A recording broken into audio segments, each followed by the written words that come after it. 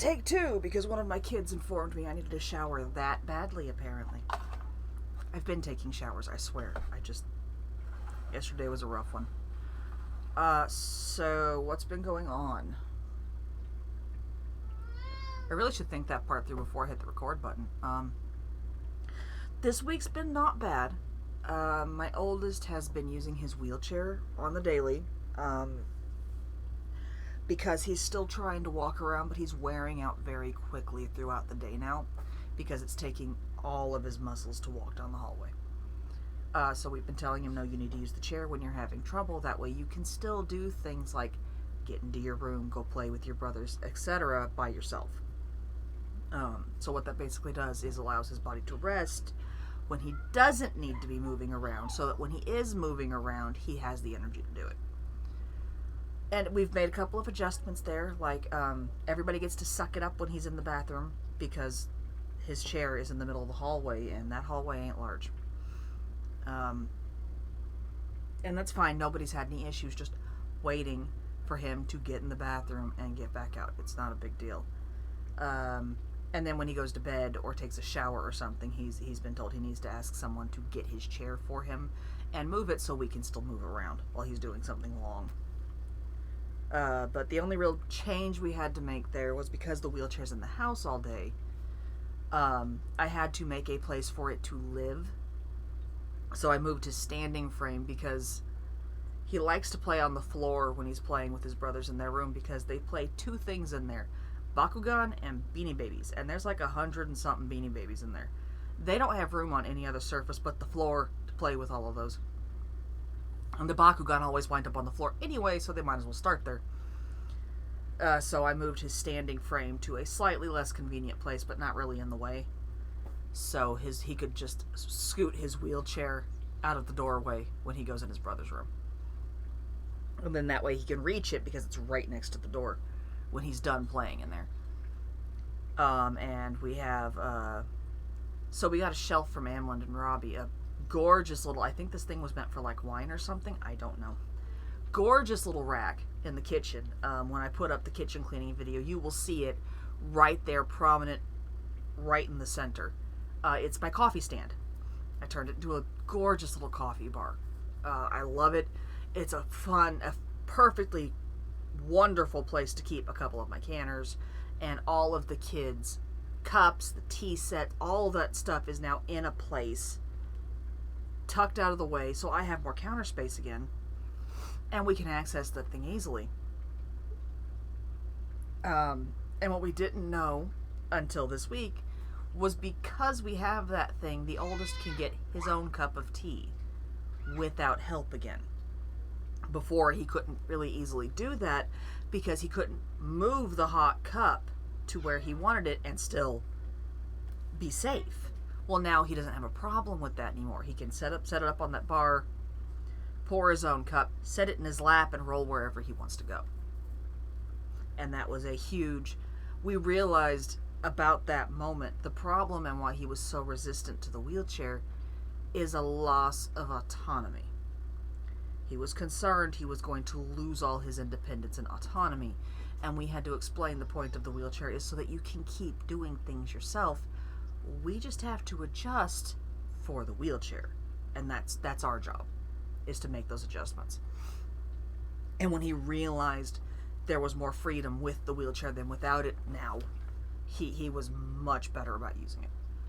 And he could still do the things he needs to do, like his standing frame and things like that. The other kids haven't been doing terrible. We're prepping for Kid 2's birthday. He's having a good day today. Previously in the week, he was having a very bad day most of the week.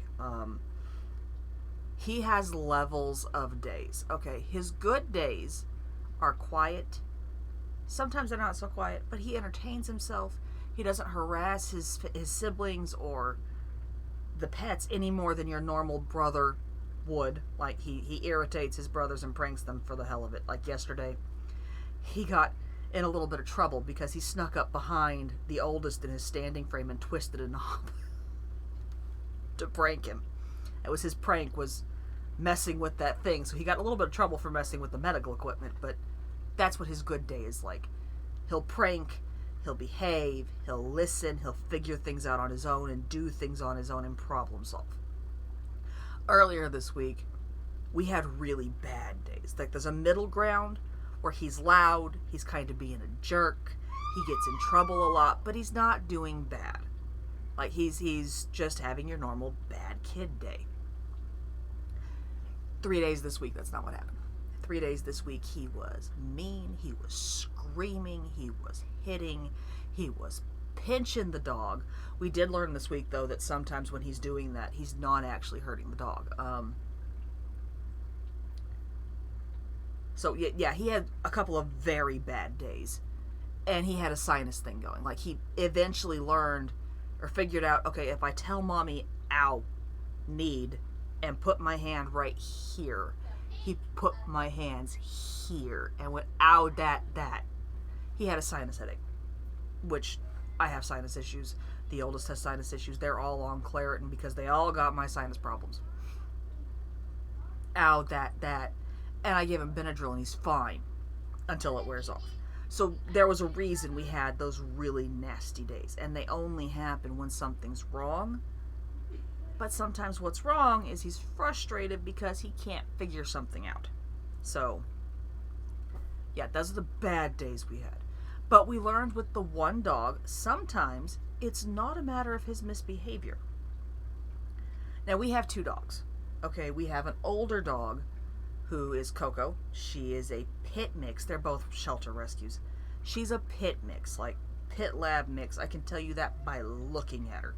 A lot of people mistake her for a pit bull, but she's not actually a pit bull. She's mixed. Like, they knew she was mixed when we got her. Got her as a very small puppy. She was 3 months old, maybe, and they spayed her and sent her home with us. That's the law in Dallas County. Legally, they cannot adopt out an animal unless it's been fixed without a special permit and special breeding permits. Usually you don't go to the shelter for a rescue dog for a breeding permit. So she came home and we thought we were done having kids. That's when we agreed to get a dog, was when we knew we were done having babies. Well, one night someone tried to walk through my front door at 2 o'clock in the effing morning while my husband was at work. He was working graveyard at the time. And I went, absolutely not. I want a dog and I want it now. And he was okay with my reasoning here because, yeah. Well, when we got her, kid 3 was... Hold on, we got him when... Kid 3 was 1.5, something about there. He was still crawling. He started walking very shortly after, but he was still small. He was her puppy. Or so we thought at the time. Like, she loved the kids. She could take the abuse. She loved children. She would submissive pee when the 2-year-old was near her. And we had a day where one of the kids got a popped butt for playing with the stove. And he started crying, and she barked at me and gave me a low growl and looked at me and looked at the baby until I picked him up. Okay, she's very protective of the kids. No, we don't allow her to do that anymore to us, but she's protective of the children. And then we had the 4th kid that we didn't realize, we weren't planning on another kid. Okay, we were planning to solve this problem. Then we find out I was pregnant. And he was her puppy. Like, we took all the precautions, bought books on how to kids and dogs live together, because I wasn't doing it. I wasn't having it. I was not burying another baby.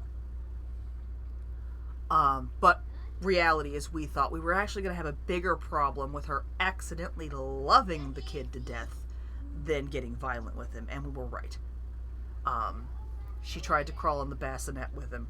I am not joking. Bought big old baby gates we knew she could not jump over on a whim. Turns out she could jump over them if there was a really good reason. But most of the time she wouldn't, to control where she was at when the baby... Turns out we also needed to control where the other children were at, but that was a different problem. She legit tried to get me to let her hold the baby on the regular. She's very protective of the kids. She's also built for abuse. We had a day when kid 2 was 4, I want to say, and he was going through this phase where he would headbutt if he wasn't getting his way. Well, he headbutted me once and got a busted butt. So he turned around after he got in trouble one day and went to headbutt the sleeping dog. Now, previously he had bit the dog, and this is how we knew we could trust the dog around our children, because he bit her and she went to bite back because she reacted, she'd been asleep, and saw who it was and snapped her mouth shut. Now, it was too late to stop hitting him with her snout, because she's got some speed going for her and she's a powerhouse. So she basically hit him in the head with her snout for biting her. Well, this instance, he turned around, ran back, and headbutted her rib cage. She was asleep. And he bounced off. I am not kidding. I almost laughed my ass off. I stopped. I didn't do it, but God, it was a fight. Because I watched him walk up, headbutt her, bounce back on his back. Like he got thrown back. He hit her good. And the dog wakes up and looks at me, and looks at the crying child, and looks at me like, I don't know what I just did. I had to reassure the dog that she was not in trouble, while reminding the child, you did this. I am not about to take your side. So Coco will take more abuse than she really should. She really will. Well, we got Lady. When we got Lady, the baby was 1, maybe 2. We got her not long after we got here. The oldest saved up his money to get a puppy. He wanted to get a hamster, and Daddy didn't want a rodent in the house. Can't blame him. We had rat problems at the time. Like, bad. Mice and rats. We don't anymore. We got a cat. But, he said, no, you can save up for a puppy instead, because he did not want a rodent, and he doesn't like cats. He got over it with Lucky, but he didn't like cats. So he got Lady, and Lady's not built like Coco. She is not a powerhouse. She is a possible German Shepherd Rottweiler mix. Like, her paperwork said a Rottweiler, which concerned me at first, but she's actually smaller than Coco. She's taller, but she weighs like 20 pounds less. She's just not built for abuse. And she loves the kids.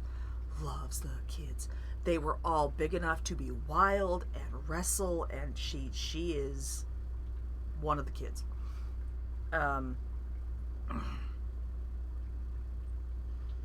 Well, kid 2 got in a lot of trouble for being too rough with her. A lot of trouble, because he was going to hurt her. He was bigger. She wasn't built like Coco, and he was being mean. So he get his butt busted, and we let the dogs defend themselves. Like, sometimes I have to defend Coco now because she's just going to take abuse she shouldn't. But the dogs, they are allowed to defend themselves. That's it. They're not allowed to get aggressive. They're not allowed to be nasty, but they are allowed to defend themselves. She bit him. Not hard enough to break skin, but she bit him twice. And I thought he hadn't learned, because we still occasionally hear her snap at him. Like, bark, snap at him. But she won't get up. I'm like, the hell? Well, I found out this week he's not actually hurting her when this happens most of the time. What he's doing is pulling her ears. Like, he's not attacking her. He's petting too rough and pulling her ears, and she won't take it because it hurts her. Coco would take it. Like, it doesn't really hurt Coco the way it does Lady, because, look, Coco, at one point, 3 other pits got in our yard and attacked Coco, okay? She's a tough piece of work. It was a miracle she lived, because they tore up her chest, and the vet told me if they had been like half an inch one direction. I'm like, oh, you don't gotta tell me. I was impressed she was still standing. Like, she took an attack from 3 other pit bulls and lived. Lady can't do that. Lady cannot take that kind of damage. So when I realized he was pulling her ears too hard, and that's why she was snapping, I was like, oh God, this explains so much, because she loves the kid.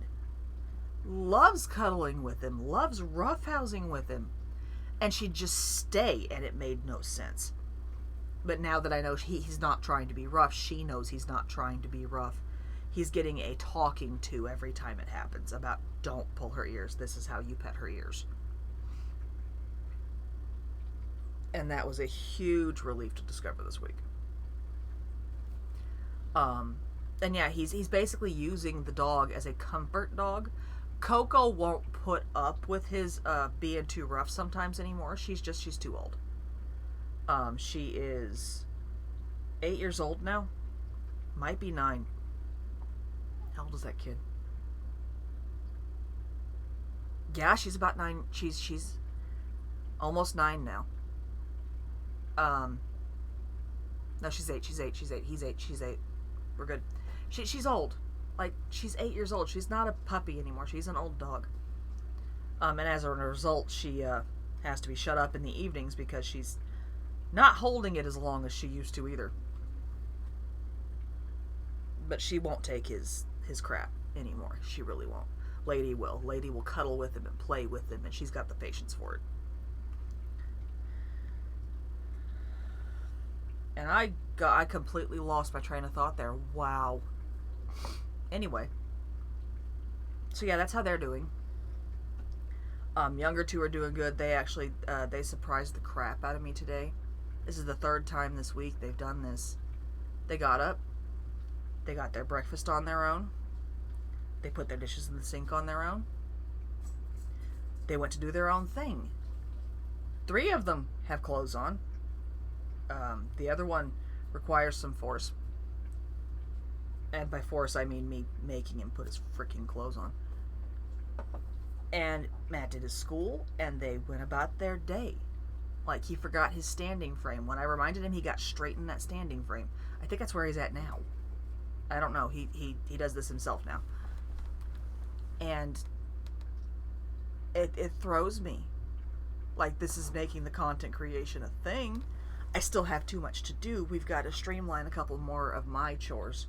Because there are things they just can't do for me. Shouldn't be doing for me. But that's huge. That means the content creation is easier. With the content creation, my controller's still dead. So Twitch is going to be a bit of a trick. I have to figure out WTF this time. Because I can play Fall Guys without the controller. I don't really want to. I like the controller for Fall Guys. That's why I bought it, was for Fall Guys. And the Bee Simulator, which refuses to use my keyboard for some reason.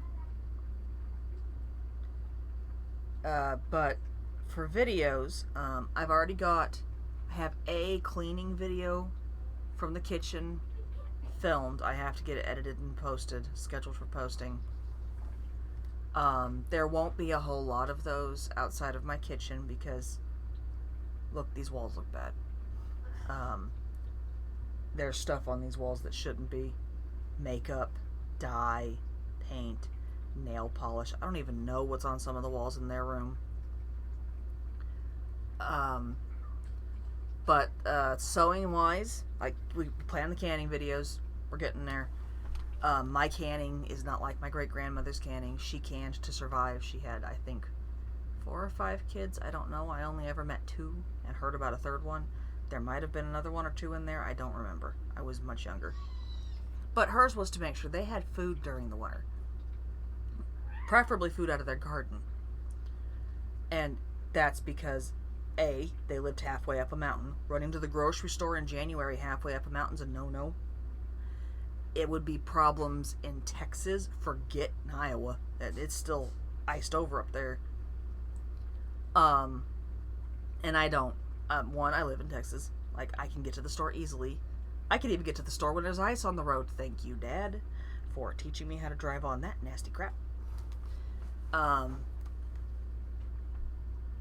But for me, I need the backup plans and the cheats and the shortcuts on hand for emergencies. Because it happens. Like, I can devote an entire day to canning once in a while. I can do it. And then there's days when I can't even pick up a pizza. Whether it's money or time, I have a hospital to deal with. I have emergencies to deal with. I can't do it. So having canned soup, canned chili, canned ingredients on hand for certain things is huge. Right now there's turkey soup, pickles, chili. The kids want me to do some jam. My husband wants to do some salsa. Like, we're slowly, right now it's stuff that is expensive and we want to keep on hand. And leftover soup and chili, which is, look, I've got it, people eat it. We have soup meals down there, basically, with turkey soup and chili, and we've got emergency meals down there. But there's also, we had one year where the kid had walking pneumonia, and I had to finish my holiday prep, my Christmas shopping, the night before Christmas Eve, in a CVS while I was picking up antibiotics for the boy. Like, that was the year I got on the phone with my mom, and all I said was, "Merry Christmas, I'm not killing my brother." And she sighed and went, "Yeah, I thought that might happen." We didn't go to Christmas with my mom. I barely got any pie. I don't think I even got pies made that year because I was dealing with the pneumonia and I was pregnant at the time. And, having some pie filling down there for when that happens, and it's holidays and they want a pie with dinner, like, look, sometimes the only important thing on that holiday table, besides people being around it, is a pie. I can serve anything else for Christmas, and if there is pie, we're good.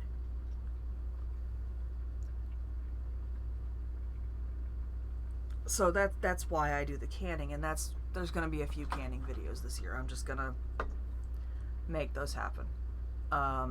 Sewing wise, you can see the closet back there has been dealt with, organized.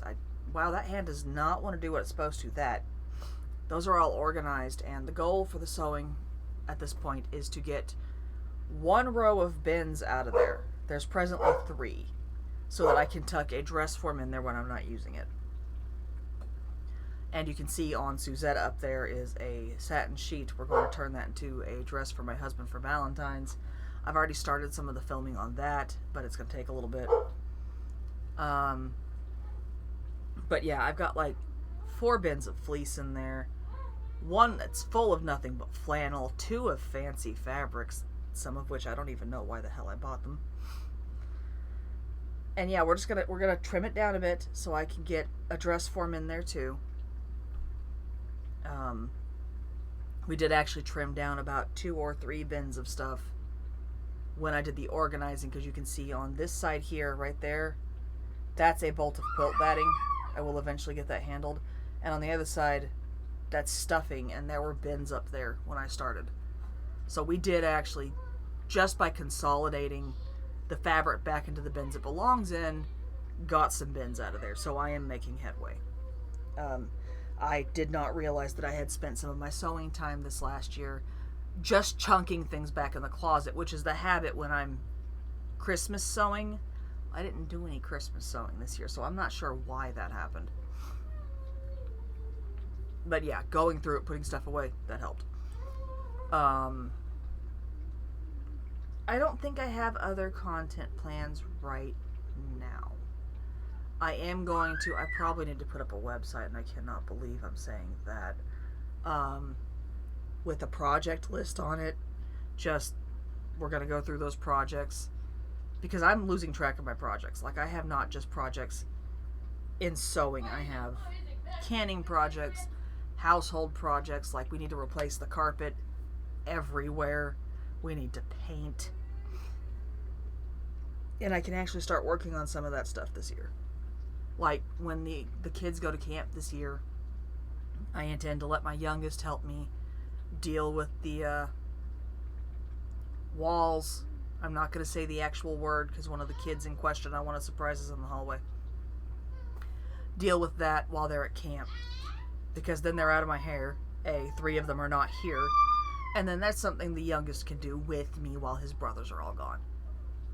Eventually we're going to pay for him to go to camp the same time they do, but he's not old enough yet. We are going to make him wait until he's 8, just like the other 3 did. And then they all go to camp, but he's the only one who won't go to camp. That doesn't have a special camp to go to, and he'll feel left out, and I don't want him to. It's not like when I was a kid. When I was a kid, we had one brother who went to MDA camp, and we all went to teen camp or youth camp or whatever. It was never at the same time, but he went to his camp, we went to our camp. There was no feeling left out, okay? It was one kid, and he got to go to the extra special camp. Well, we have the opposite problem. We have one kid who doesn't go to the extra special camp, and he already feels left out half the time because he doesn't get the medication, he doesn't get the... Look, at one point, we went in to get blood work, and I take all the kids in at the same time. I haven't taken the 4th one with me at the same time for quite a while because he's rambunctious and there's too much going on now. But it took all 4 of them, and they had to get blood work. And after the 3rd kid gets his blood work drawn, this boy jumps up in the chair and goes, "My turn, my turn." While the oldest is looking at him like, "John, I don't think you know what's going on." He felt left out. So that's the plan there. I do have to get their applications for camp in soon, and that's going to cause a panic issue, which is fine. I'm still going to do it. And yeah, that's where we're going here. I think there might be some food videos going in the vlog soon or something. I'm not sure. I'm still working that out. But I think that's all I got today. There will be videos going up this weekend. Hopefully this one goes up this weekend like it's supposed to. And yeah, I'll see you next week. Enjoy the chaos.